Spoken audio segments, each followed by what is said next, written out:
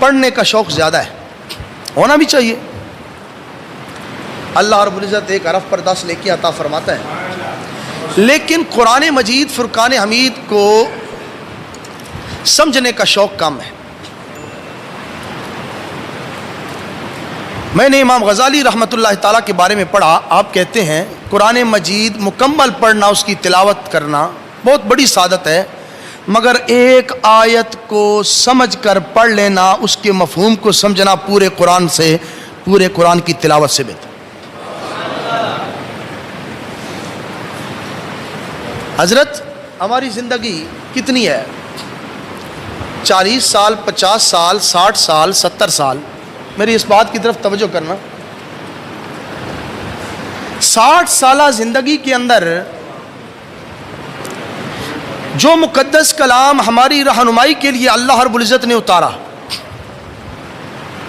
ہماری تربیت کے لیے، اس مقدس کلام کو سمجھنے کے لیے 60 سالہ زندگی میں ہم دن میں 24 دن رات کے اندر 24 گھنٹوں کے اندر 10 منٹ بھی ہم کسی عالم کو نہیں دیتے کہ ہمیں یہ قرآن مجید کی آیت سمجھا دو۔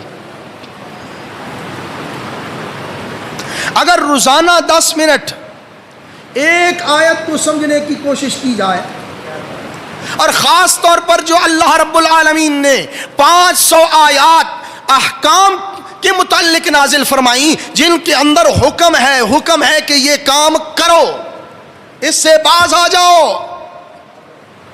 وہ آیات کریمہ کاش کہ ہم 500 آیات کریمہ کسی عالم کے پاس بیٹھ کر روزانہ ایک ایک آیت کا مفہوم سمجھتے، تو آج ہمیں قرآن مجید فرقان حمید کے اندر جو ہمارے متعلق حرام اور حلال کے مسئلے لکھے ہوئے ہیں یہ سمجھ آ جاتے ہیں۔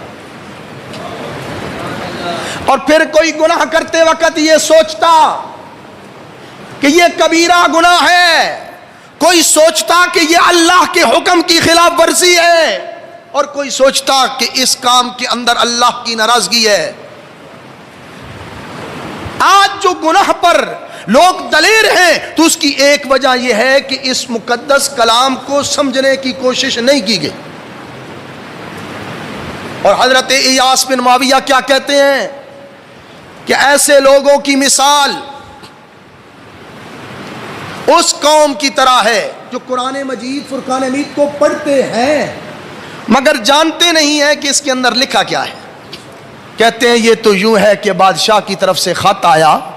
قوم میں 2 طرح کے لوگ تھے، ایک ایسی قوم تھی جن کے پاس چراغ تھا، اور دوسری وہ قوم تھی جن کے پاس چراغ نہیں تھا۔ بادشاہ کا خط آیا، قوم اس چراغ کی روشنی میں خط پڑھنے لگی، اور دوسری وہ قوم تھی جن کے پاس چراغ نہیں تھا، وہ خط کو لے کر بیٹھی ہوئی ہے۔ سال گزر گیا، 10 سال گزر گئے، 40 سال کی زندگی گزار کر وہ دنیا سے چلے گئے، اور انہیں پتہ ہی نہیں ہے، انتظار میں ہیں، وہ چراغ کی تلاش میں ہیں کہ کوئی چراغ ملے اور اس چراغ کی روشنی میں ہم پڑھ سکیں کہ بادشاہ نے ہمارے نام کیا خط لکھا ہے، اس میں نوازشات ہیں یا اس کے اندر کوئی سخت احکامات ہیں۔ کہا وہ قوم بیٹھی رہی، سوچتی رہی کیا ہے اس خط کے اندر جو ہمارے لیے مفید ہو، کیا ہے اس خط کے اندر جو ہمارے لیے نقصان دہ ہے، مگر چراغ نہ ہونے کی وجہ سے وہ خط کو نہ پڑھ سکے۔ اسی حالت کے اندر زندگی ختم ہو گئی، وہ دنیا سے چلے گئے، اور دوسری طرف